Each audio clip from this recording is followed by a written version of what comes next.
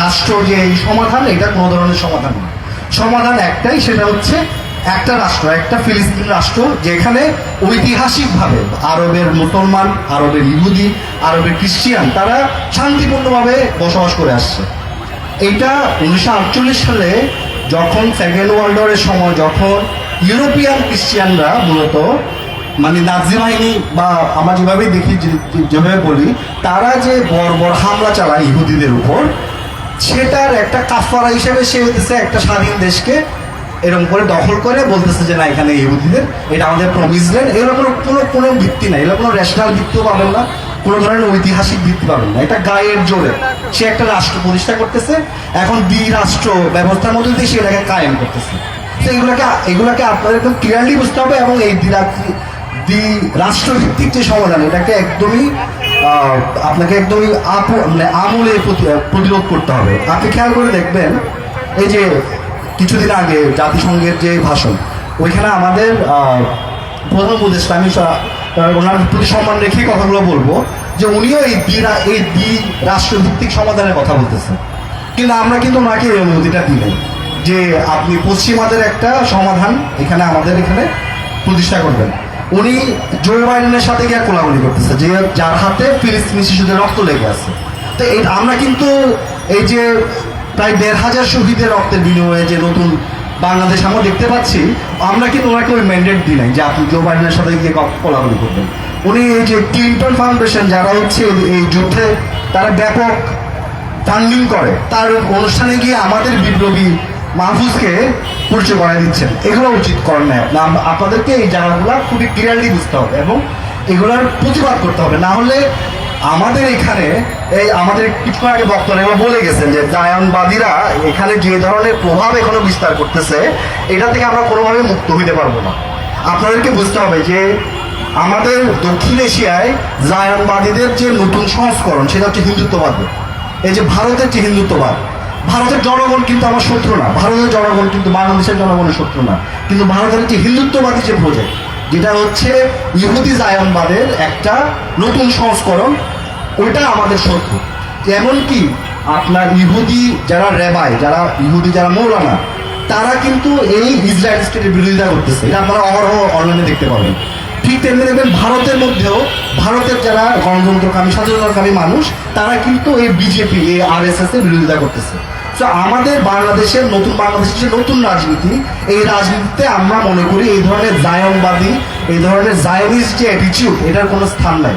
তা আমার যেই কারণে আমরা বলবো, আমাদের এই যে আজকে আমরা যে জন্য দাঁড়াইছি, এই তুফানুল আকসা বা আল আকসা ফ্লাড, এটা আমাদের সাহস যোগাবে।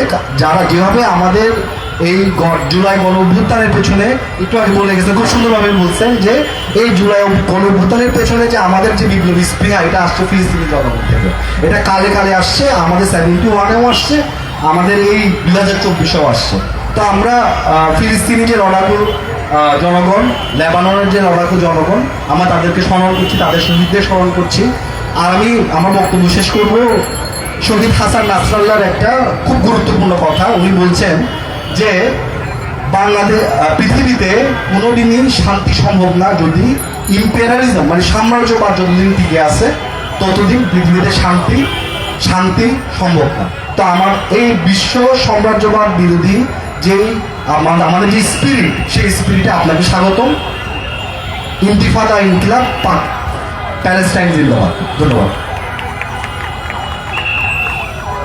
অসংখ্য ধন্যবাদ।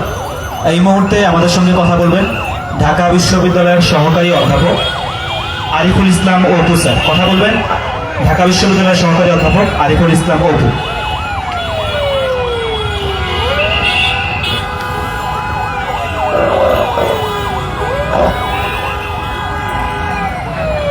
আসসালামু আলাইকুম রহমতুল্লাহ। স্বাধীন বাংলা ছাত্র সংসদ কর্তৃক আয়োজিত আজকের ফিলিস্তিনের তুফান আল আকসার 1 বছর পূর্তি উপলক্ষে আয়োজিত আজকের এই সভায় উপস্থিত সবাইকে আন্তরিক মুবারকবাদ। আসলে আসরের নামাজের সময় চলে যাচ্ছে, আমাদের তাড়াতাড়ি শেষ করতে হবে। আমরা আজকে যে দিনটিকে উদযাপন করার জন্য একসাথে উপস্থিত হয়েছি, আমরা সেটির ব্যাপারে জানি, এবং আমরা জানি যে এটি শুধুমাত্র গাজার নির্যাতিত মানুষের একটি সম্মিলিত প্রতিক্রিয়া ছিল, যেটি সেখানে 70 বছরের অধিক সময় ধরে মানে যে নির্যাতন চলেছে সেই নির্যাতনের প্রতিক্রিয়া ছিল এটা। এবং তার ফলে আমরা দেখলাম যে বিশ্ব মোড়লদের যে চেহারা, আসল চেহারা, সেটা কিন্তু উন্মোচিত হয়ে গেল। এবং সেই ঘটনাটা না ঘটলে হয়তো পৃথিবীর অনেক মিথ্যাই থেকে যেত, যেটা আমাদের কাছে এখন পরিষ্কারভাবে বুঝে আসছে যে পৃথিবী ব্যবস্থা কিভাবে চলে, এই পৃথিবীতে কিভাবে মিথ্যার সিস্টেমকে রাষ্ট্রীয়ভাবে জাতিসংঘ সহকারে পৃথিবীর বড় বড় সংস্থা দিয়ে প্রতিষ্ঠিত করা হয়। এটার সাথে রিলেট করে আমি জাস্ট একটি কথা বলবো যে বাংলাদেশেও আমাদেরকে যত রকমের মিথ্যা প্রডিউস করা হয়েছে, আমাদের ইতিহাস, আমাদের ঐতিহ্য, আমাদের মুক্তিযুদ্ধের চেতনাকে যেভাবে বিকৃত করে মিথ্যাভাবে উপস্থাপন করা হয়েছে, এই একই রাজনীতি দেশে দেশে চলছে, একই রাজনীতি করছে বিশ্ব মিডিয়া, একই রাজনীতি করছে বিভিন্ন দেশের দুর্নীতিগ্রস্ত সন্ত্রাসী সংগঠন এবং সেই নামধারী সরকারগুলি। আমাদের জাতিসত্তাকে নিয়ে একই রকমের মিথ্যা এখনো চলছে। এবং যেই মিথ্যা ফিলিস্তিনিদের মুক্তিকামী সংগঠনকে নিয়ে তাদেরকে সন্ত্রাসী সংগঠন বলে বলা হচ্ছে, একইভাবে বাংলাদেশেও মুক্তিকামী মানুষদেরকে সন্ত্রাসী বলা হয়েছে এবং এখনো অনেক ক্ষেত্রে বলা হচ্ছে। আমরা বলতে চাই, আমরা পৃথিবীর সকল মিথ্যার বিপক্ষে। আমরা যেরকম জুলাই বিপ্লব করেছি, সকল মানুষ, সকল নির্যাতিত মানুষ, সকল মুক্তিকামী মানুষ একসাথে ধর্ম, বর্ণ, রাজনৈতিক মানে পার্থক্যের বাইরে উঠে আমরা দেশের জন্য কাজ করেছি, দেশের জন্য রাস্তায় নেমেছি, দেশের জন্য জীবন দিয়েছি। একইভাবে দেশকে করতে হলে, একইভাবে বিশ্বকে এই মিথ্যা মুক্ত করতে হলে আমাদের এই আন্দোলন চালিয়ে যেতে হবে। আমরা প্রথমত বাংলাদেশকে এরকমের যত রকমের মিথ্যা ন্যারেটিভ আছে, যত রকমের মিথ্যা গাল গল্প বানিয়ে মানুষকে ভিক্টিমাইজ করা হয়েছে, সেটিকে আমরা ভাঙতে চাই। আমরা পৃথিবী ব্যবস্থা ভাঙতে পারবো না, হয়তোবা সেটি অনেক সময় সাপেক্ষ ব্যাপার, কিন্তু আমরা বলতে চাই যে আমরা এই জুলাই বিপ্লব এবং তুফান আল আকসার 1 বছর পূর্তির স্পিরিট নিয়ে আমরা আগামীর বাংলাদেশকে মিথ্যা মুক্ত, জুলুম মুক্ত, সকল রকমের অন্যায় অবিচার মুক্ত একটি বৈষম্যহীন বাংলাদেশ গড়ার জন্য একসাথে কাজ করতে চাই ইনশাআল্লাহ। আমার জাস্ট একটি মেসেজ দিয়ে আমি শেষ করতে চাই যে বাংলাদেশকে বৈষম্য মুক্ত বাংলাদেশ গড়তে হলে, বাংলাদেশকে এরকম মিথ্যা বিরোধী সত্যের উপরে বাংলাদেশ গড়তে হলে আমাদের এখন অনেক অনেক দূরের পথ যেতে হবে।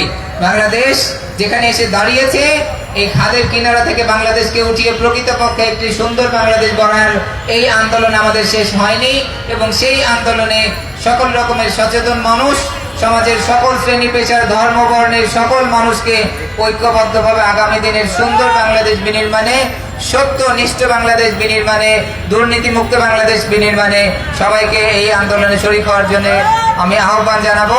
এবং আমরা অন্তত পৃথিবীর বুকে একটি শক্তিশালী রাষ্ট্র হিসেবে দাঁড়াতে চাই। আমরা পৃথিবী থেকে আগামী দিনে সকল রকমের অন্যায় জুলুমের প্রতিবাদ রাষ্ট্রীয়ভাবে করতে চাই। সেই শক্তিশালী বাংলাদেশ গঠনের জন্য সবাইকে আন্তরিকভাবে কাজ করার জন্য আহ্বান জানিয়ে আমার কথা শেষ করছি। আসসালামু আলাইকুম রহমতুল্লাহ। এ পর্যায়ে সর্বশেষ আমাদের আজকের অনুষ্ঠানের সভাপতি জামাল উদ্দিন মোহাম্মদ খালিদ কথা বলবেন। জামাল উদ্দিন মোহাম্মদ খালিদ। এরপরে আমাদের প্যালেস্টাইনের বৃহত্তর পতাকা নিয়ে র্যালি হবে। আমাদের র্যালি এখান থেকে বিসি চত্বর যাবে, বিসি চত্বর থেকে শহীদ মিনার, তারপরে শহীদ মিনারে গিয়ে শেষ হবে। আসসালামু আলাইকুম রহমতুল্লাহ। সবাইকে অনেক অনেক ধন্যবাদ। বাংলাদেশ স্বাধীন বাংলাদেশ ছাত্র সংসদের আজকের এই আহ্বানে সাড়া দেওয়ার জন্য সকলকে শুকরিয়া জানাচ্ছি। আমরা আজকে যে আয়োজন করেছি, এই আয়োজনটা এখানেই শেষ নয়। আগামীকাল 7ই অক্টোবর তুফানুল আকসার বর্ষপূর্তি। এ উপলক্ষে আগামীকাল ইঞ্জিনিয়ারিং ইনস্টিটিউটে একটি আন্তর্জাতিক সেমিনার হবে এবং পরের দিন 8 তারিখ প্রেস ক্লাবে আরেকটি কনফারেন্স হবে ইনশাআল্লাহ। সবাইকে সেগুলো দাওয়াত দিচ্ছি। আর স্বাধীন বাংলাদেশ ছাত্র সংসদ আজকে আপনাদের সামনে যে বিষয়টি উপস্থাপন করতে চেয়েছে, আমরা ফিলিস্তিনকে ভুলে যাইনি এবং ভুলে যেতে পারবো না। ফিলিস্তিন পুরো বিশ্বের স্বাধীনতা সংগ্রামের প্রতীক। এই প্রতীককে যতদিন আমরা জিয়ে রাখতে পারবো, বাঁচিয়ে রাখতে পারবো, আমাদের আদর্শ, আমাদের সংগ্রাম টিকে থাকবে। ফলে আমরা ফিলিস্তিনকে ভুলছি না, ভুলবো না ইনশাল্লাহ। আমি আর আপনাদেরকে বেশি কষ্ট দিচ্ছি না। এখনই আমরা আমাদের বিশাল পতাকা র্যালি শুরু করব। আমি আপনাদেরকে বলবো, আমাদের বোনদের হাতে যে ব্যানার আছে সেটা সবার সামনে থাকবে। এরপর আমরা আমাদের মূল ব্যানার থাকবে, তারপর আরেকটা ব্যানার হাতে উঁচু করার জন্য থাকবে। আর আমাদের যারা ভলান্টিয়ার আছেন, যাদেরকে আমরা বলেছি আপনারা একটু দ্রুত এসে আমাদের যে বড় পতাকাটি, এই পতাকাটি আপনারা দ্রুত এখানে মেলে ফেলুন। পিছনের দিকে। ভলান্টিয়ার একটু দ্রুত উঠে আসুন প্লিজ।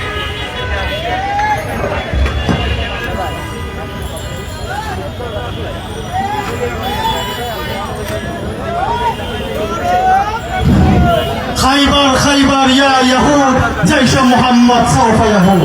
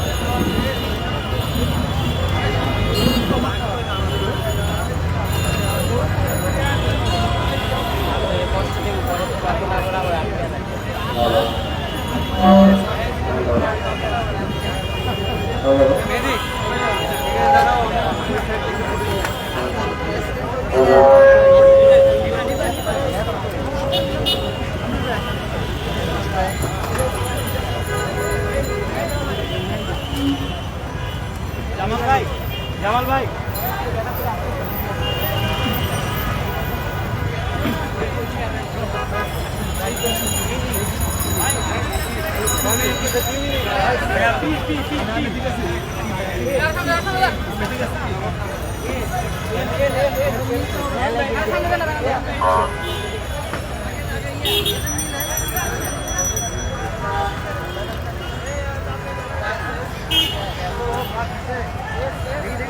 ভাই ভাই মাঝখানে মাঝখানে মাঝখানে মাঝখানে মাঝখানে মাঝখানে ভাই মাঝখানে হেন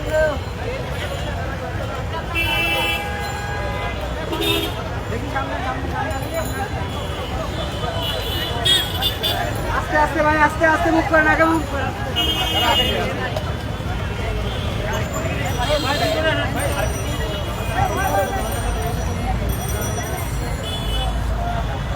দেখি আপনারা পিছনে আসেন ভাই আপনারা পিছনে আসেন পিছনে আসেন পিছনে আসেন পিছনে আসেন পিছনে আসেন সব পাবেন সব পাবেন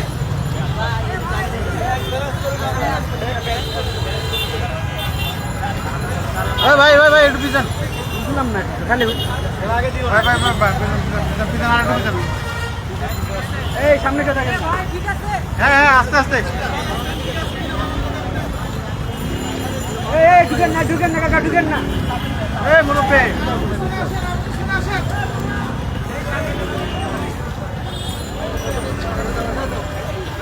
ব্যাগটা না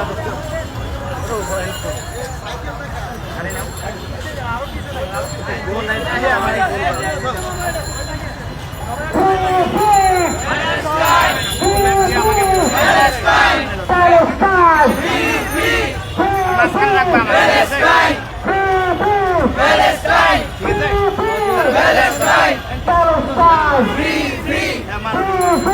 Palestine